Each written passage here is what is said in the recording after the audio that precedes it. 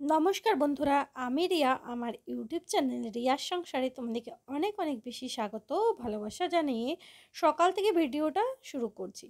দেখতেই পাচ্ছ, সকাল থেকে যদিও ভিডিওটা আমি শুরু করছি, তবুও বাইরের রোদটা দেখে তোমরা বুঝতেই পারছো যে এখন কি পরিমাণে গরম আর কি পরিমাণে রোদ দিচ্ছে।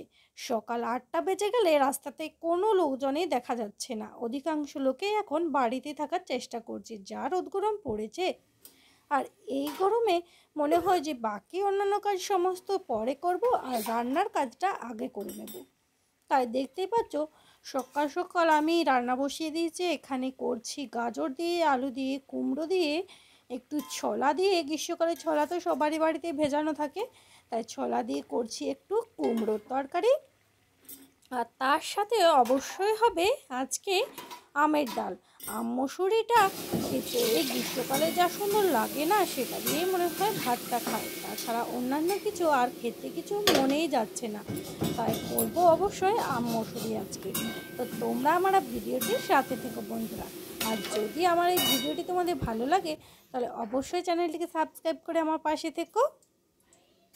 আর এদিকে আবার কিছুটা আম কেটে এখানে করছি আমের টক। মানে ঝোল ঝোল যে আমের ঝোলটা হয়, সেটা এত সুন্দর খেতে লাগে। তাতে আমি শুধুমাত্র একটু তেল দিয়ে, হলুদ, নুন দিয়ে, বাস এইটুকুই দিয়ে, কোনো লঙ্কা ছাড়াই চিনি দিয়ে করব ঝোল। এটা কি সুন্দর যে লাগে শুধু মুখে খেতে, কি আর বলবো তোমাদেরকে। আর লঙ্কাটা আমি এর সাথে দিচ্ছি না। এই গরমে যতটা কম মশলা খাওয়া যায় আর ঝালটা খাওয়া যায়, ততটাই ভালো শরীরের পক্ষে।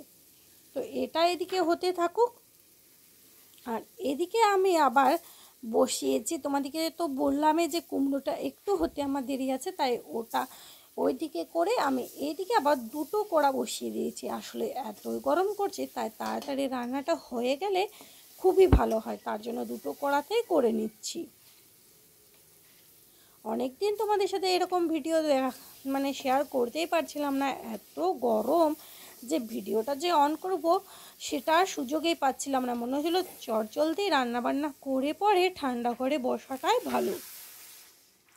দেখো, এরপর আমি এটাতে জল দিয়ে দিয়েছি, আর এরপর আস্তে আস্তে আমটা সেদ্ধ হয়ে যাবে।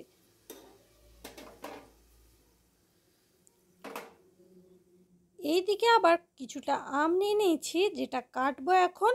আর এই আমটা দিয়ে করব আমি আম মসুরি। আর তোমরা বন্ধুরা অবশ্যই কমেন্ট করে জানাবে যে এই গ্রীষ্মের রোদে আম মসুরি খেতে কে কে ভালোবাসো। আর আম হলে তো পাতে কিছু বলারই নয়, তা সবারই ওটা প্রিয় খাবার।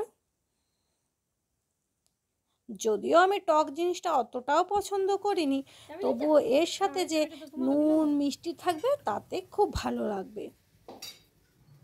মিষ্টিটা অবশ্যই একটু বেশি দেবো, আমগুলো এত টক খাওয়া যাবে না। দেখো, এরপরে আমি তো মসুরটা আগেই সেদ্ধ বসিয়ে দিয়েছিলাম, সেটা তোমাদেরকে দেখানো হয়নি। তা এর সাথে আমি দিয়ে দিচ্ছি একটু সর্ষের তেল, আর তার সাথে অবশ্যই দেব সর্ষে, গোটা সর্ষে ফড়ঙে। লঙ্কাটা আমি এখানে দেব, তবে এটা আমি কাঁচা লঙ্কাটা দেব। তার সাথে শুকনো লঙ্কাটা দিলে ভালো হয়, তো শুকনো লঙ্কাটা দেব না এই গরমে। একটি শুধুমাত্র কাঁচা লঙ্কা পরে দিয়ে দেব। দেখো, আমগুলো এর সাথে দিয়ে দিয়ে নুন হলুদ দিয়ে পরে ভালো করে এটাকে, আমটা যাতে সেদ্ধ হয়ে যায় আর মসুরির সাথে মিশে যায়, তার জন্য ঢাকা দিয়ে দেব।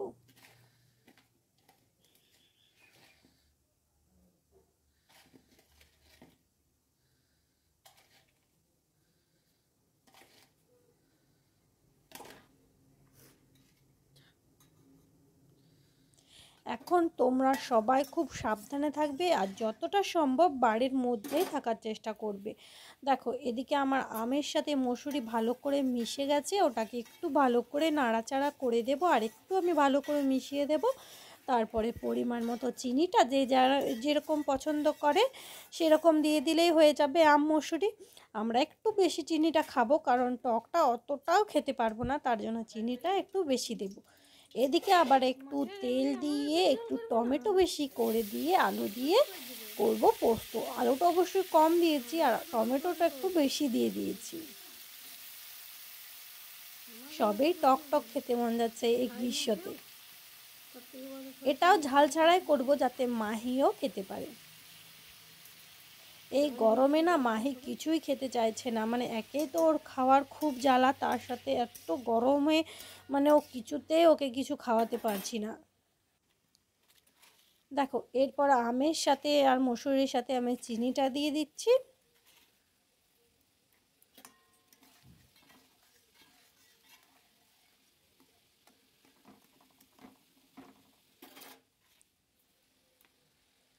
রান্নাবান্না মোটামুটি আমার সব কিছু হয়ে গেছে, সব কিছু তোমাদের সাথে আর দেখাতে পারিনি। এরপর আমি চলে এসেছি, আসলে বললাম এই যে রান্নাটা যেহেতু আমি আগে করেছি সেহেতু ওপরের কোনো কাজেই আমার করা হয়নি, শুধুমাত্র বিছানাটা তুলেই চলে গিয়েছিলাম নিচে, আর নিচে মানে সমস্ত যে টুকটাক কাজগুলো থাকে সেগুলো করে রান্না বসিয়ে দিয়েছিলাম।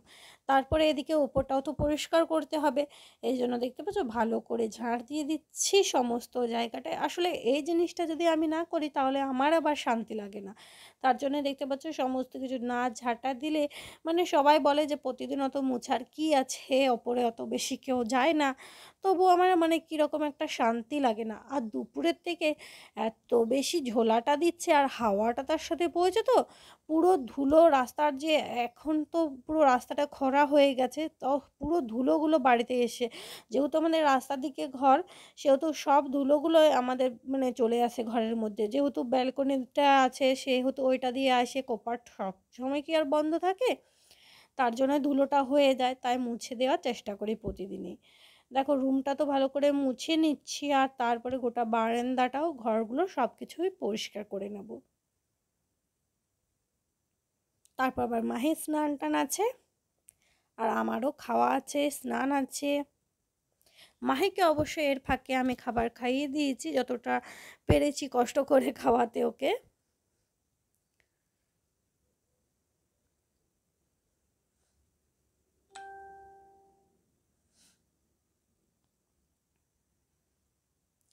তার সাথে সাথে বন্ধুরা এই ভিডিওটা আমি বড় করছি না, এখানে শেষ করে দিচ্ছি, আবার তোমাদের সাথে দেখাবেন নেক্সট ভিডিওতে।